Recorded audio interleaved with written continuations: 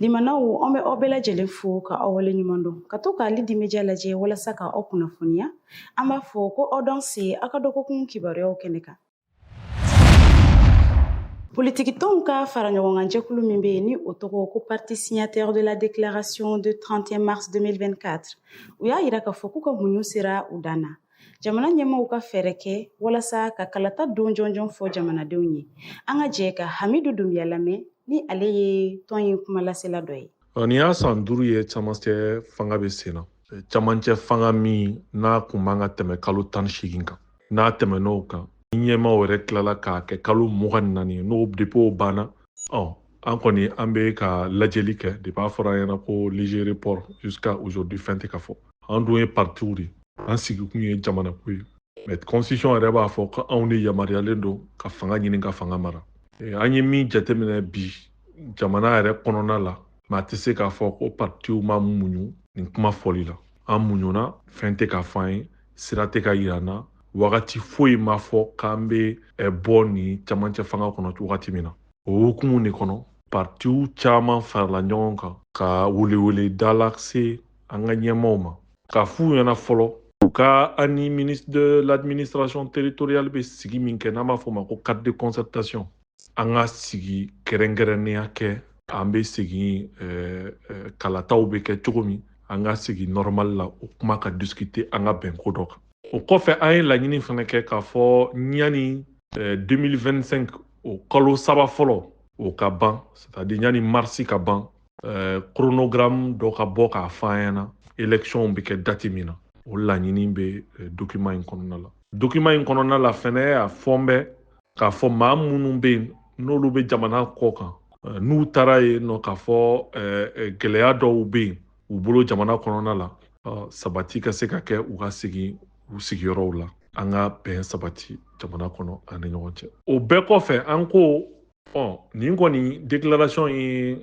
baara daminɛ ye. Déclaration in kɔfɛ an bɛna lajɛ n'ani mars cɛ ni chronogramme bɔra ka chronogramme yira an na. Ni chronogramme fana ma bɔ an kan ka action minnu kɛ, an kan ka politiki baara minnu kɛ, an bɛna ɲɔgɔn ye an na olu décider. Mais nin kɔni nin ye laɲini ye. Je pense que mɔgɔ tɛ se k'a fɔ ko nin laɲini tɛmɛna dan kan. An mɛnna muɲu na, an mɛnna an ɲɛ bɛ sira la. Depuis a fɔra ko léger report jusqu'à la date d'aujourd'hui, fɛn ma fɔ. Il est temps que sira ka don an kɔrɔ, sira min bɛ jamana lasegin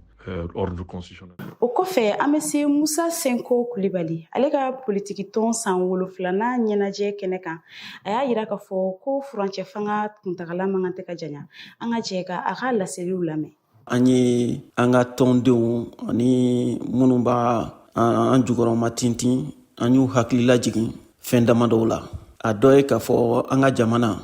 bɛɛ jɛ fanga jamana don, n'a bɛ fɔ min ma ko démocratie. Maliyɛnw bɔra 91 ka kɛlɛ kɛ, ka wulikajɔ kɛ walasa jamanaden bɛɛ bɛ se ka sen don jamana baara la cogo min na. Jamanaden bɛɛ ka hakilina bɛ se ka don jamana baara la cogo min na. Den kɛrɛfɛ jamana kɔnɔ o bɛ se ka nɔgɔya cogo jumɛn na. O hukumu de kɔnɔna la, o hakililajigin k'a fɔ ko jamana kan ka kɛ jamanaden bɛɛ lajɛlen ta ye. A bɛ tɔn kelen na, a tɛ tɔn kelen na, a bɛ diinɛ kelen na, a tɛ diinɛ kelen na, a ye siya kelen, a tɛ siya kelen, a bɛ bɔ région kelen na, a tɛ bɔ région kelen na. O hukumu de kɔnɔna la, an y'a yira k'a fɔ furancɛ fanga min bɛ yan sisan, k'a fɔ a ye wagati min kɛ, o wagati o jɛnyana kojugu ka tɛmɛ an bɛ min dɔn furancɛ fanga a bɛ kɛ cogo min na ka kɔrɔ. O de y'a to an ko an ka laɲini ye min ye nin wagati in na, an ka segin bɛɛ jɛ fanga kɔnɔna la. An ka segin ka kuma di maliyɛnw ma, u fɛla ye min ye fanga ko la u ka se k'o fɔ. O fɔlɔ ye an ka jamana ɲɛmɔgɔ sigi kalata,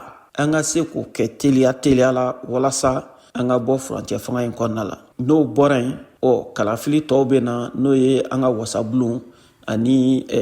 an ka mairies collectivités décentralisées, olu baaraw bɛ se ka kɛ cogo min na. An y'a fɔ jamana n'a bɛ furancɛ fanga kɔnɔ, fɛn caman bɛ yen olu bɛ bali, ani jamana wɛrɛw ni ɲɔgɔn cɛ o gɛlɛyaw olu bɛ se ka caya. Donc an kɔni ka laɲini ye min ye n'o ye Ligue démocratique pour le changement ye, tubabukan na a bɛ fɔ min ma retour à l'ordre constitutionnel, o y'an ka laɲini fanba dɔ ye nin wagati in na. O retour à l'ordre constitutionnel an ka faamuya la, o man ka kɛ ko mɛnta ye fiyewu. O bolo ka kan ka da kabi bi, n'o y'a sɔrɔ baara min ka kɛ o ka kɛ bi walasa donna nataw maliyɛnw ka wele k'a f'u ye u u ni dɔngɔ ye min ye jamana ɲɛmɔgɔ ko la u ka se k'o fɔ u ka se k'o kulu choisi u ka se k'o mɔgɔ choisi walasa an ka se ka bɔ bɛɛjɛ fanga in kɔnɔna la cogo min na.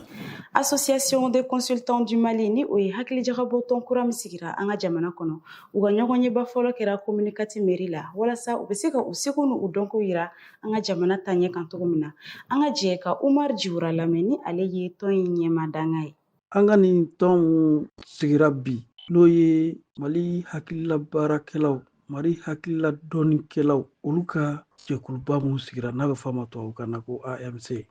An ka laɲini ye ka an fara ɲɔgɔn kan ka fɛɛrɛ kɛ hakilila baara ni dɔɔni baara mun bɛ kɛ walasa ka foroba baarakɛyɔrɔw ni kɛyɛrɛ baarakɛyɔrɔw ka se k'u dɛmɛ u ka miiriw la u ka jateminɛw la u ka baara taabolo la k'u dɛmɛ walasa Mali bɛ taa ɲɛ. A laɲini jɔsenba dɔ fana ye an kɔni baara mun bɛ k'a lakodɔn k'a ɲɛfɔ jamana baarakɛlaw ye k'a ɲɛfɔ foroba baarakɛlaw ye ani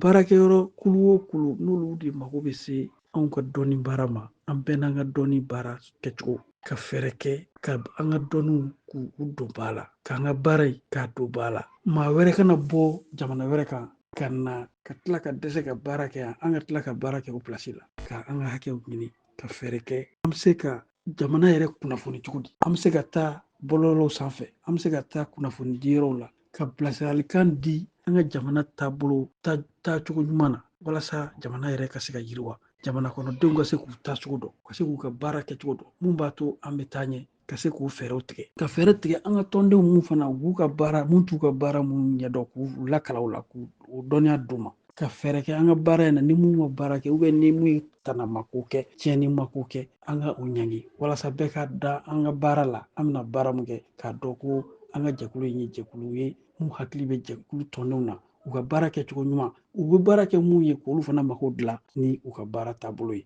o de ye ni jɛkuluba mun sigira bi Mali kɔnɔ an ka laɲini ye o tɔnba mun sigira janvier kalo tile 18 o tɔnba in dayɛlɛlen don maliyɛn bɛɛ ye mun bɛ Mali kɔnɔ ani mun bɛ Mali kɔ kan u bɛ se k'u sen don a la n'u sera a ma a bɛ don a la cogo min na an b'o ɲɛf'u ye ni Ala sɔnna a ma don n'a nataw la an bɛna fɔ ni san 3 in kɔnɔ an bɛ fɛ ka an ka laɲini ye mun ye an bɛ fɛ ka mun de kɛ ka tila k'a fɔ san o san an bɛna mun ni mun kɛ ka tila k'o fana fɔ ni Ala sɔnna a ma an bɛ kunnafoni dilaw an b'aw wele k'o kunnafoni d'aw dɔrɔn ni Ala sɔnna a ma an b'a fɔ aw ka ɲininkali la ani aw ka kunnafoni ɲinini na Ala ka ɲɛ ka d'an ma Ala ka Mali ta fanga d'an ma bɛɛ k'i jɔ jɔyɔrɔ la ni Ala sɔnna a ma Mali bɛ taa. Parti phare an ka wuli ɲɛmaa ni o ye Modibo Sidibe ye a ye taama kɛ ka ɲɛsin communicati musow ma kɛrɛnkɛrɛnnenya la minnu bɛ sumafɛnw bayɛlɛma walasa u bɛ se ka u ka degun fɔ fɛɛrɛ bɛ se ka sɔrɔ a la cogo min na an ka jɛ ka a ka nin laseli ninnu lamɛn. Aw ye kɛnyɛrɛyew de ye aw ye kɛnyɛrɛyew ye aw kan ka dɛmɛ o sira fɛ an kɔni y'a kila k'a fɔ fɛn fɛn ye bayɛlɛmali ye an kan ka don ba la n'an ma don ba la an tɛ sɔrɔ sɔrɔ aw ka da la fana sa nata na don na a kɛra ɲɛna a ma kɛ an ɲɛna Ala ka hijɔ ka d'a ma jamana minnu fanga bɛna k'u la ni barika bɛna k'u la o ye jamana minnu ye ni dugu ni suman b'u bolo a b'u labɔ u b'a labɔ ka feere olu sago b'a la anw dun